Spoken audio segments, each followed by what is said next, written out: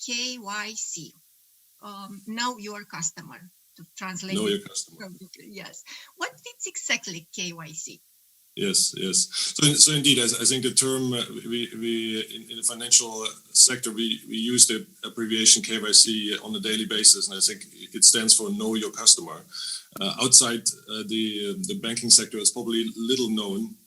We try in ING to make it understood as a passport for banking.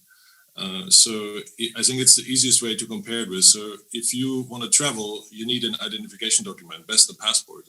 If you stand in Ottopain and you want to leave with the next plane, you need to have a valid passport. And KYC is kind of like the passport for banking. So we need to have information about you as a customer in order to allow you to do the banking. And the best way to compare is like on the passport you have biometrical data.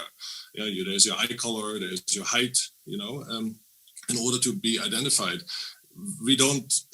This doesn't help me, have your eye color as an identification, but what we're looking for is what is the source of funds? What's the source of wealth? What is the amount of transactions that we think you would do outside Romania, for example? So we ask these kind of questions in order to create some biometrical data and provide you a passport that allows you to bank with us.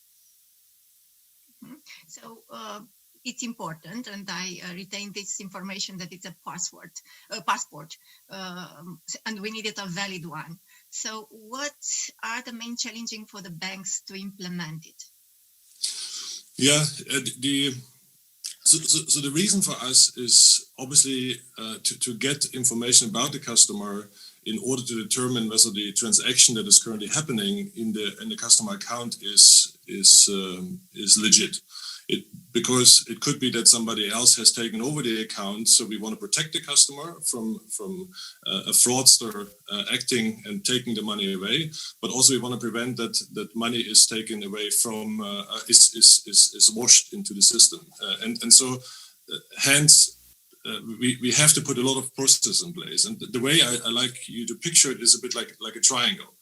And at the bottom two corners, you have on the one side the risk management team of a bank that is familiar with the regulation and is in contact with the national bank.